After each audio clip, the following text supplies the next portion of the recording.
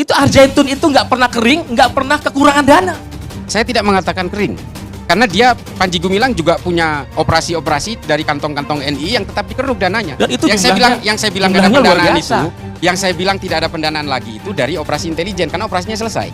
Saya nggak percaya ada operasi intelijen membiayai itu, atau intelijen yang ngambil uang dari situ bisa jadi. Gini Bang Taufik, mungkin Yang saya bilang tidak ada pendanaan lagi itu dari operasi intelijen karena operasinya selesai. Saya nggak percaya ada operasi intelijen membiayai itu, atau intelijen yang ngambil uang dari situ bisa jadi. gini Sebetulnya tadi ada harapan diskusi GLC 12-13 tahun lalu bisa diputar. Karena saat itu saya mengkritik MUI tidak pernah mengeluarkan fatwa. Bahkan hasil temuan MUI saat itu kami bongkar. Dan semenjak itu MUI itu benci banget sama saya, Pak. Padahal kita menyampaikan itu dengan kasih sayang.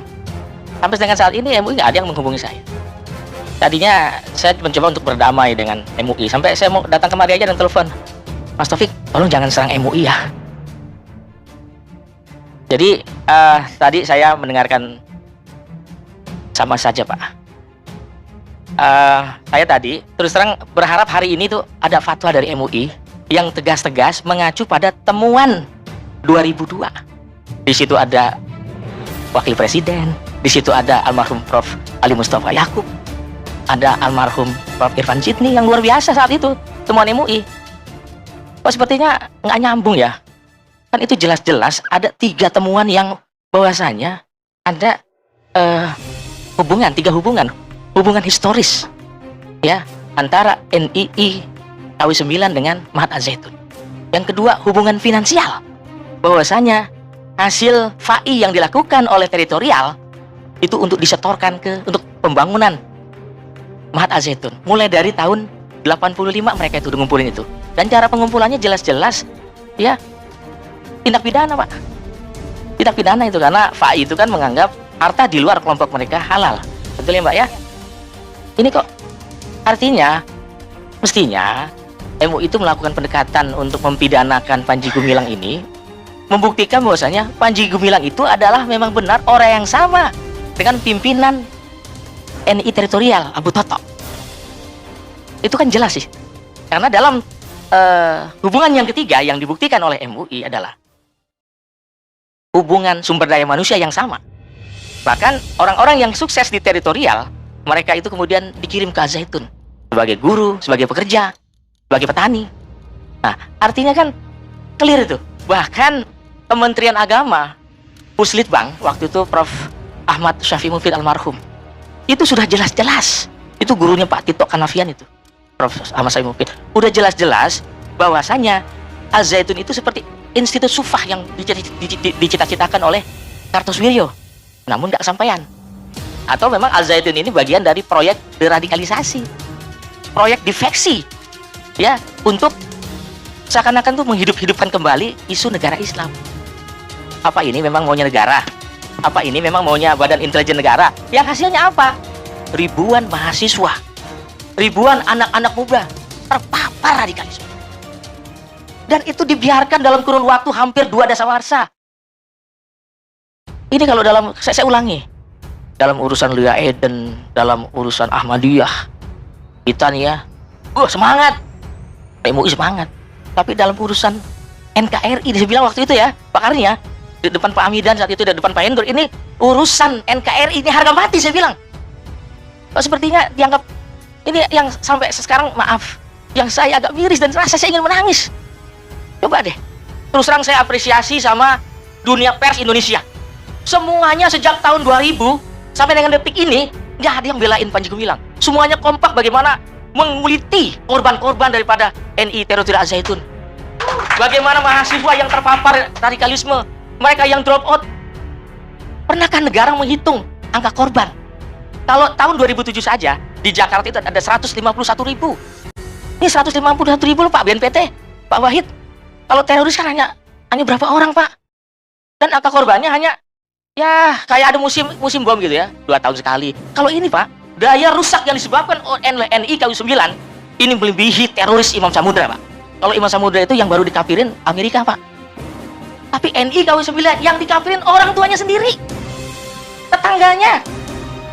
Jadi sampai sekarang ya, terus terang ya, yang namanya televisi, telusur ya, Pak Karni ya, telusur, itu menceritakan bagaimana pembaiatan, bagaimana pendoktrinan, bagaimana ada proses, ada negara dalam negara. Ini kan jelas makar.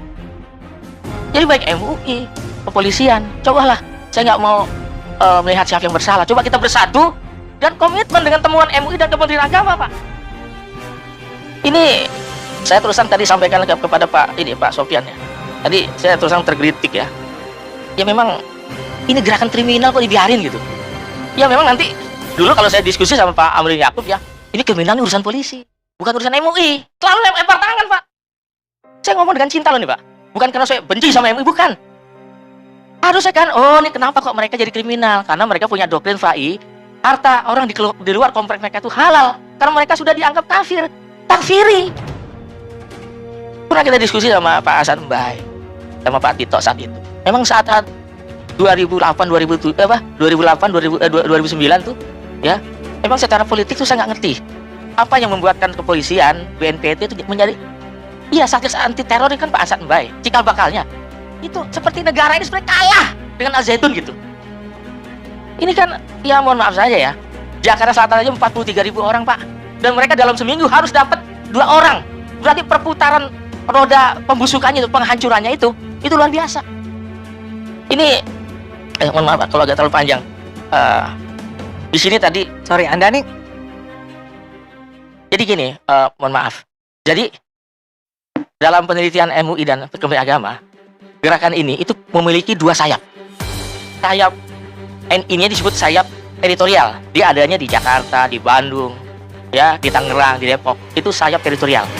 Nah, kemudian dia punya sayap fungsional, covernya yang namanya Mahat Al Zaitun.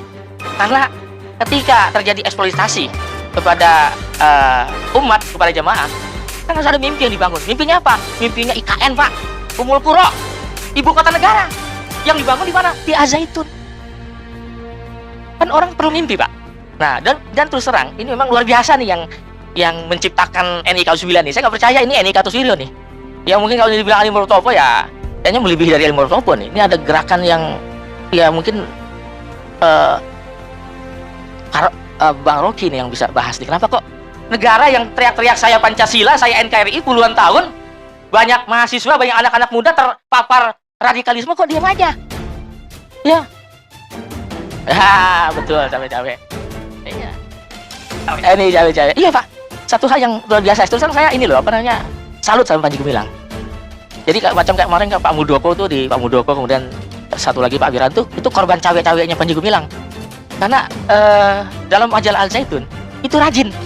Jadi majalah bulanan Al Zaitun bulan ini itu acara wawancara Kapolda.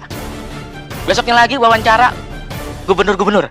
Bulan depan lagi wawancara bupati. Jadi ada upaya untuk penggalangan. Itu kan capek-capek. Sehingga ada semacam rasa apa ya? Tahu pekewo gitu. Ah bener kan ya? Nah, jadi ketika ada kasus di Jakarta waktu itu kan namanya Pak Tarman, tuh NI itu, ini mana Zaitun? Oh bagus kok waktu itu. Mereka datang kemari wawancara, saya dikasih majalahnya, bagus kok itu. Nah, Yang dilihat permukaannya aja. Dilihat permukaannya.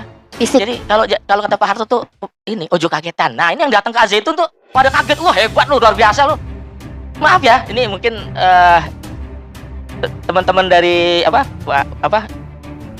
Aktif Center, mungkin dari teman-teman Kontras, LBHI gitu ya. Sekali-kali datang ke Al Zaitun, jangan ke Al Zaitunnya.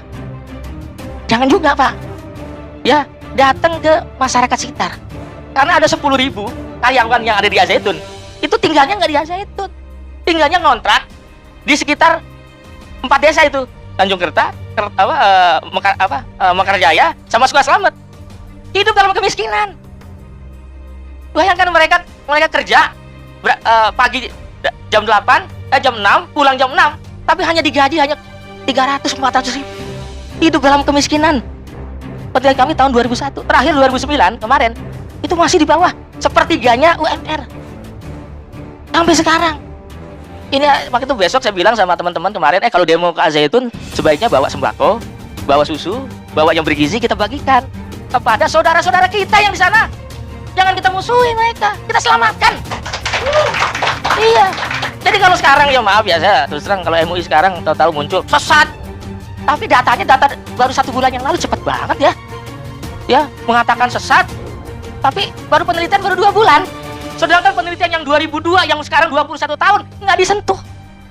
Ini kan nggak masuk akal ini. Bagaimana cara berpikirnya, padahal kan MUI terikat ya, terikat dengan yang namanya ini saya bawa nih, yang namanya pedoman identifikasi aliran sesat Majelis Ulama Indonesia. Ini terikat MUI dengan hasil ini. Ini diabaikan gitu. Iya, oke. Nah, ini terakhir. Tadi dikatakan bahwasanya di Az-Zaitun itu santrinya itu dibolehkan zina asal bayar 2 juta atau 7 juta. Saya pikir itu hoax. Dan itu yang ngomong itu harusnya ditangkap. Karena itu membuat kegaduhan, membuat rasa orang tua seperti Bu Leni ataupun para alumni, ya Allah kok tega-teganya gitu. Artinya yang tadi disampaikan, jangan kebencian kita terhadap satu kaum membuat kita berlaku tidak adil. Namun ya saya maaf juga, mungkin saat itu ya, itu kalau nggak salah Pak Ken Setiawan nih, itu anak buah saya Pak, anak buah saya. Mungkin dia salah berucap, maksudnya dia mungkin di teritorial, bukan di Az-Zaitun. Mestinya dia langsung ralat, oh maksudnya di teritorial. Memang di teritorial itu maksudnya yang ada di Jakarta, yang ada di kos-kosan ya. Ini hubungan antara umat dengan mas'ulnya itu, karena kalau mereka tuh mencari umat tuh ya, itu ya SS biasa lah, jangankan di teritorial ya, ini dimanapun itu bisa terjadi. Namun yang ingin saya tegaskan adalah jangan isu Mahat Al-Zaitun ini menjadi isu rutin di tahun politik atau isu menjelang tahun ajaran baru, sehingga nanti orang tua ini pondok pesantren, nanti saya masukin anak pondok pesantren, nanti anak saya jadi korban seperti Al-Zaitun lah. Ini nggak boleh. Jadi kita harus kompak ya. Sekali lagi ya, terus terang saya mohon maaf kepada pimpinan Polri, kepada Pak Mahfud MD, tolong masalah ini jangan dibilang ini masalah ini jangan dibesar-besarkan. Cukup ini biang keroknya Panji Gumilang. Itu salah Pak Mahfud itu.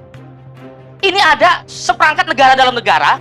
Panji Gumilang nggak akan bisa kalau tanpa didukung oleh para gubernurnya, bupati, camat, yang mereka tuh punya standar operasional untuk memeras umat. Ini maaf ya, mungkin Densus 88 kalau menghadapi KKB ya mungkin nggak ini apa namanya istilahnya itu biasa-biasa aja gitu.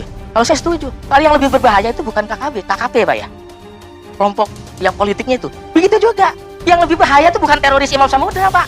Imam Samudra yang maaf ya, bukan saya mengecil angka korban. Nah, tapi yang lebih berbahaya adalah teroris yang model kayak Panji Gumilang. Karena korbannya itu jutaan Pak. Mungkin karena kita ini belum anak kita yang belum jadi korban, kita jadi kayak kehilangan apa gitu ya, rasa sebagai berbangsa bernegara itu sesama anak bangsa ini cuman di bibir saja. Coba kalau ada misalnya peristiwa gempa bumi, peristiwa tsunami, ini kan langsung yang namanya BNPB, coba hitung berapa jumlah korban.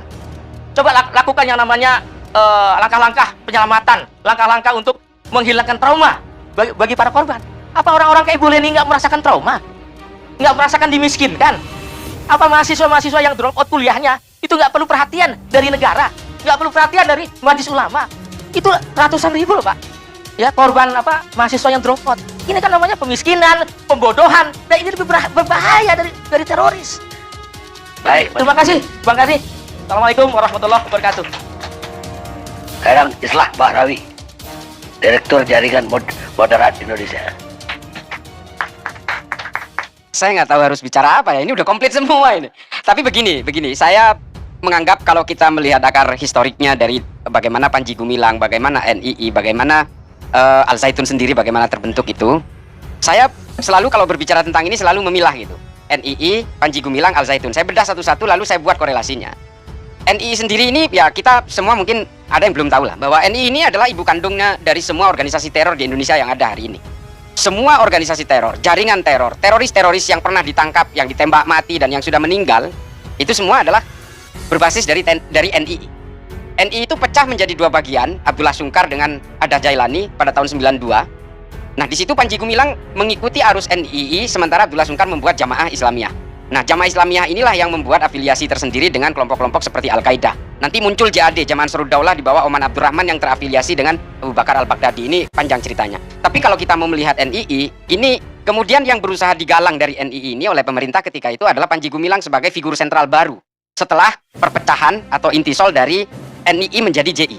Nah, di NII sendiri figur yang paling menyolok itu adalah Panji Gumilang alias Abu Toto ini. Nah, di masa Soeharto ini digalang untuk upaya pengempisan dari gerakan-gerakan NII, karena ketika itu NII adalah satu entitas yang dianggap menjadi momok paling utama. Karena JI waktu itu masih belum bergerak pada tataran-tataran aksi-aksi teror di dalam negeri, tapi dia melakukan upaya afiliasi dengan gerakan Mujahidin di Afghanistan berperang dengan Uni Soviet. Jadi dianggap ini masih belum menjadi penyakit dalam negeri. NII dianggap sebagai satu terduga entitas yang ingin melakukan makar dan ingin mengubah Indonesia menjadi negara teokrasi. Sehingga Panji Gumilang digalang oleh gerakan-gerakan operasi intelijen ketika itu. Nah, di masanya Presiden B.J. Habibie dibuatlah penggalangan-penggalangan itu lewat badan intelijen seperti BIA dan BIN pada saat itu. Ketika pada zaman Presiden Megawati, kepala BIN-nya Pak Hendro, dia ditugaskan untuk menggalang, lalu digalanglah Panji Gumilang dan berhasil. Nah, apa kaitannya ini kemudian? Panji Gumilang meminta untuk membuat satu epicentrum upaya penggalangan ini, dalih penggalangan ini. Dibuatlah Mahat Al Zaitun tahun 99. Di sisi lain, ada kelompok-kelompok NII yang masih spread out di luaran, masih bergerak di luar. Di sini ada figur Panji Gumilang yang bermain dua muka. Satu sisi dia digalang oleh pemerintah lewat dalam hal ini operasinya BIN. Pada sisi yang lain dia masih punya cangkang-cangkang, dia masih punya berbagai kelompok-kelompok yang masih terus bergerak dengan NII. Nah, dana-dana itu digelontorkan pada saat itu. Termasuk juga dari keluarga Cendana ketika itu, dan juga tersedot berbagai anggaran dari operasi intelijen sendiri sehingga terbentuklah Mahat Al Zaitun. Ini ketika penggalangan ini terjadi, oke, selesai. Artinya selesai dengan Panji Gumilang, tapi bukan dengan NII. NII di luar masih terus bergerak, Panji Gumilang masih bermain double face dengan pihak operasi intelijen, Mahat Al Zaitun sebagai cita-cita lama menjadi ibu kota negara, sebagai epicentrum, sebagai center of gravity dari pergerakan-pergerakan Panji Gumilang dengan cita-cita teokrasinya itu, kemudian sama-sama berjalan. Persoalannya kemudian timbul di mana? Ketika operasi ini selesai, gelontoran dana dari pemerintah dan juga dari operasi intelijen itu tidak berlanjut. Pak Hendro sudah selesai, Pak Hendro juga selesai dengan kepala BIN-nya, Pak Hendro juga tidak menjadi politisi, selesailah semua. Persoalannya memang dana-dana yang biasa menjadi tambang uang itu tidak mengalir lagi. Lalu kemudian Panji Gumilang membuat patron-patron baru di pemerintahan, mantan-mantan jenderal yang dulu menggalang dia. Salah satunya, bukan salah satunya, ada beberapa yang masih sibuk berpolitik. Tapi ke Pak Hendro sendiri, sepanjang sepengetahuan saya dari data-data yang saya miliki, Pak Hendro kemudian terputus dengan Panji Gumilang. Makanya kalau ada media kemarin menulis di situ ada gedung namanya Hendro Priyono, ya nggak ada itu. Nggak ada nama gedung Hendro Priyono di situ. Dan resiliensi dengan BIN dan juga Pak Hendro terputus. Tapi dengan mantan-mantan jenderal yang dulu melakukan penggalangan tapi masih bergerak pada tataran politik, masih, saya meyakini itu. Dan ini bisa dilihat banyak sekali di media. Di situ ada gedung namanya Alislah. Bukan berarti saya ikut juga cawe-cawe di sana. Ada guest house namanya Alislah, itu nama saya. Nah, ini kemudian menjadi persoalan baru ketika operasi intelijen itu selesai. Panji Gumilang ini menjadi liar, baik secara ideologi, tapi dia kehilangan tambang uangnya, sehingga kemudian apa? Dia membuat satu kegiatan tahunan yang namanya 1 Muharram itu sebenarnya dia hanya ingin tetap menjaring infak-infak itu dengan membodohi umat-umat NII ini. Ini adalah bagian dari upaya tetap menghidupkan tambang uang itu, sementara tambang uang yang dari pihak pemerintah ini kan udah seret. Dia mengandalkan donatur-donatur perseorangan, makanya kemudian dia membuat satu pemahaman baru yang mungkin menarik dan lebih bersifat sinkretis, yang bisa diterima diakomodasi oleh semua orang baik Islam maupun Kristen, sehingga donatur-donatur perorangan ini tetap diandalkan untuk menggelontorkan, menghidupi wilayah dan juga satu ma'had dengan 1.200 hektar itu kan nggak sedikit, itu high cost sekali. Artinya kalau bayaran dari wali-wali santri itu mengandalkan itu, jelas nggak bisa menghidupi itu. Nah, keterpurukan Panji Gumilang terhadap pendanaan ini yang kemudian dia mengubah cara berpikirnya dalam memandang agama. Mungkin, ini mungkin ya, Pak Sofwan atau Bang Ade atau yang lain. Bang Rocky nggak bakal ngerti soal ini. Sorry Bang, ini soalnya soal teologi Bang. Nanti, oh iya. Oke. Saya bisa jadi berpikir begini, pemikiran-pemikiran seperti yang dilakukan Panji Gumilang ini kan bukan barang baru sebenarnya. Pada abad ke-9 sudah ada. Namanya Al-Warraq. Al-Warraq sudah memiliki pemahaman seperti ini. Belum kita berbicara tentang Ibnu Muqaffa, berbicara tentang Abu Bakar Ar-Razi, berbicara tentang Abul A'la Al-Marri. Skeptisisme di dalam Islam itu sudah terjadi menjelang abad-abad pertengahan. Dan ini mungkin yang diadopsi. Nah, pemikiran-pemikiran seperti ini yang membuat kekhawatiran saya sepanjang persoalan perbedaan-perbedaan fikih, soal furu'iyah, soal ikhtilaf, soal khilafiyah, kita sudah biasa. Di Masjidil Haram itu cara sholatnya orang itu beda-beda. Ada yang sendakep, ada yang tangannya lurus, dan mereka semua mengaku paling benar dan semuanya mengaku Islam. Itu biasa itu. Persoalan perbedaan-perbedaan tafsir dalam fikih itu biasa, Pak. Dan Islam hidup dengan berbagai dialektika tentang daya tafsir itu. Tapi ketika dia menyentuh nilai yang paling sakral dari keimanan, ini yang menjadi bahaya memang. Makanya kemudian ya seperti Ibnu Muqaffa juga dipenggal pada saat itu, pada zaman khilafah lah ketika itu ya. Dan berbagai tidak permisif umat Islam ketika itu, ketika mulai menyentuh nilai-nilai keimanan itu, nilai sakralitas. Pembakaran Al-Quran di Swedia misalnya, memang kita tahu dengan dibakarnya Al-Quran di Swedia itu tidak akan menghapus ayat-ayat di seluruh dunia atau menghapus nilai-nilai substantif dari ayat-ayat itu, memang iya, tapi ada simbol sakralitas yang di situ yang dihinakan. Nah, Panji Gumilang itu terjebak di situ. Kalau soal khotib perempuan berkhotbah di Jumatan, ya udahlah, ini persoalan-persoalan khilafiyah lah. Kita oke, ini debatable dan ini multi interpretatif memang. Dan ini adalah bagian dari mutaghayyirat di dalam agama yang memang sangat lentur sesuai dengan peradaban manusia. Tapi ketika Panji Gumilang menyentuh yang sifatnya thawabit, selesai ini. Saya juga tidak setuju kalau Panji Gumilang ini didiamkan dengan pemikiran seperti ini. Yang saya pikirkan adalah umat Islam ke depan.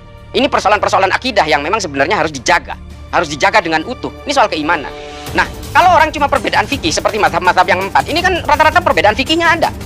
Semua ada, mungkin bisa dibilang persamaannya juga ya tidak banyak, bahkan mereka cenderung ada perbedaan. Tapi ketika berbicara tentang simbol sakralitas dari keimanan, mereka semua harus sepakat itu. Nah, ini yang membuat saya kemudian genealogi bagaimana kemudian Panji Gumilang ini melakukan proses metamorfosis dalam pemikiran. Kalau dia ini dianggap NII secara ideologi, mungkin iya. Tapi secara akidah menurut saya dia bukan NII banget. Makanya kalau Bu Leni bilang ini bertentangan dengan ajaran NII yang paling dasar, ya jelas bertentangan. Tapi ketika berbicara tentang kebutuhan uang untuk menghidupi pesantren dengan 1.200 hektar asetnya, ini menjadi berat buat dia, sehingga dia akhirnya mengkonversi pemikiran-pemikiran dia untuk kepentingan dia. Kalau kemudian dibilang kebebasan berekspresi, mohon maaf Bang, saya ini yang paling sering dicap liberal. Karena saya terlalu permisif dengan perbedaan-perbedaan tafsir. Saya bahkan mengatakan kita semua di seluruh dunia ini bukan pemeluk agama. Kita semua ini adalah pemeluk tafsir-tafsir agama. Karena perbedaan tafsir di dalam semua agama dan kemudian melahirkan firqah-firqah itu bukanlah sesuatu yang tabu. Ini biasa kok. Tapi ketika ini menyangkut soal keimanan, ini tidak boleh didiamkan. Saya punya anak cucu. Agama Islam yang saya yakini hari ini bukan hanya untuk dipeluk saya hari ini. Ini harus dipeluk oleh anak cucu keturunan saya sampai berpuluh-puluh keturunan sampai kiamat. Tentang yang menganggap bahwa Quran itu bukan kalamullah. Tidak ada, jumhur ulama semua mengatakan Quran ini kalamullah. Gini, saya sudah baca, saya sudah mendengarkan alasan Panji Gumilang yang mengatakan lewat Jibril kemudian ke Nabi Muhammad kemudian menggunakan artikulasinya untuk kemudian dicatat atau dihafalkan. Itu kan proses kodifikasi Al-Quran seperti itu. Kalau saya mengatakan, Nabi Muhammad mengatakan dalam satu hadis, khairun nas anfa'uhum linnas. Apakah itu perkataan saya? Itu perkataan Nabi Muhammad yang diucapkan oleh saya. Artinya kalau Panji Gumilang mengatakan Quran bukan kalamullah, itu adalah qala Rasulullah fil Qur'anil Karim, ya secara akidah salah. Ketika saya membacakan hadis dari Rasulullah, ya itu bukan perkataan saya, itu perkataan Rasulullah. Kalau Rasulullah pun menyampaikan ayat untuk dihafal oleh para sahabat, atau dicatat di daun lontar, atau di pelepah kurma oleh para sahabat, apakah itu perkataan Nabi Muhammad? Bukan, itu perkataan Allah. Nah, ini yang diyakini oleh para jumhur ulama, bahwa kita tetap berpegang teguh kepada Al-Quran, bahwa Al-Quran itu adalah kalamullah. Enggak, yang saya bilang hidup ya. Saya cuma bilang enggak, saya setuju sama itu. Tapi kalau ada orang yang menafsirkan keimanan dengan cara semacam itu, saya ingat kalau nggak salah Fazlur Rahman lah yang juga pernah mengucapkan itu. Poin saya adalah bukan kita setuju sama yang mana. Buat saya poinnya adalah bahwa memang ada orang-orang yang berpikiran semacam itu. Oh iya, saya sudah sebutkan tadi kan Bang, ada Ibnu Muqaffa, Abu Bakar Razi, ada Abul A'la Al-Ma'arri, ini lazim. Dan bahkan pada zaman Nabi sudah muncul pemikiran itu. Nabi tidak terusik ketika ada namanya Maslamah bin Habib atau yang kita kenal dengan Musailamah Al-Kadzdzab. Ketika dia menafsirkan berbagai pemahaman agama dengan versi internumnya dia menurut Pak Kiai Ihsan tadi, Nabi tidak terusik. Tapi ketika dia mendeklar sebagai seorang nabi baru, dia mendeklar mendapatkan wahyu-wahyu baru, Nabi kemudian terusik dan berusaha memerangi Musailamah Al-Kadzdzab. Terlebih lagi ketika dia membentuk negara dalam negara, dia Yamamah, diperangi oleh Nabi. Dan itu tuntas nanti pada zaman Abu Bakar. Nah, ini adalah satu kias, yang satu analogi, satu sejarah yang bisa dipakai hari ini, bahwa kalau pada persoalan interpretasi fikih, oke, saya juga yang paling permisif, Pak. Saya terhadap Ahmadiyah, mau Syiah, mau apa, saya itu mereka punya keyakinan. Kita tidak boleh mengkafir-kafirkan mereka. Karena kalau kita mengkafirkan orang Kristen, orang Katolik, ya orang Katolik, orang Kristen juga mengkafirkan kita kok. Ya artinya kita harus berdiri dalam satu entitas yang berbasis kemanusiaan dan kedamaian. We agree with that. Tapi ketika persoalan keimanan disentuh, mohon maaf, saya juga harus memikirkan, karena saya orang beragama dan saya meyakini bahwa agama saya yang paling benar tanpa harus menyalah-nyalahkan orang. Tapi ketika soal keimanan yang sangat sensitif ini berusaha dilanggar, ya semua orang harus bisa memberlakukan itu. Ada resistensi terhadap itu. Saya kira gitu dulu. Mohon interupsi Pak Bang Karni. Terkait masalah pendanaan tadi dari Al-Zaitun. Tadi kan setelah Pak Hendro tidak ada, sekarang kan setelah itu kering.